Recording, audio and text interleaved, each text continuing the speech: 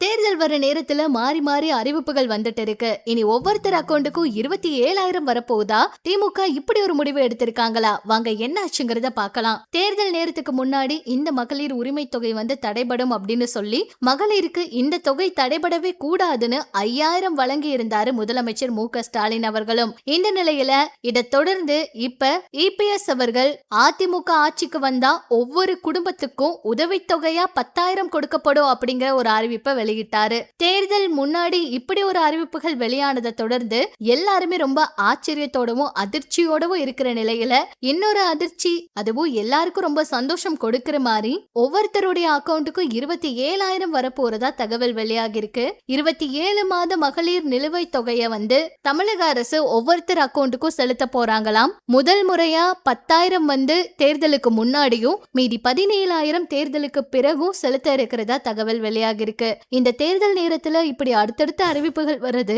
ஒவ்வொரு கட்சியும் ஒவ்வொரு கட்சியை பத்தி இவங்க பண்றது சரியில்லை அப்படிங்கிற மாதிரி கருத்துக்களையும் முன் வச்சுட்டு இருக்காங்க.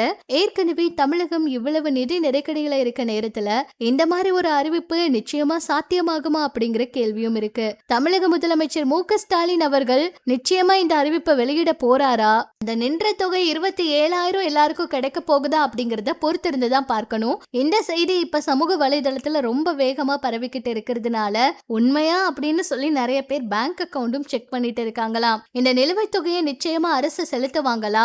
அடுத்த மாதம் மகளிர் உரிமை தொகை தேதியில இந்த தொகை எல்லாருடைய அக்கௌண்ட்டுக்கும் வரப்போகுதா? மறுபடியும் ஒரு இன்ப அதிர்ச்சியை முதலமைச்சர் கொடுக்க போறாரா? என்ன ஏதுங்கிறத வெயிட் பண்ணி பார்க்கலாம். இந்த மாதிரி செய்திகளை பத்தி நீங்க என்ன நினைக்கிறீங்க அப்படிங்கிற உங்களோட கருத்துக்களையும் சொல்லுங்க.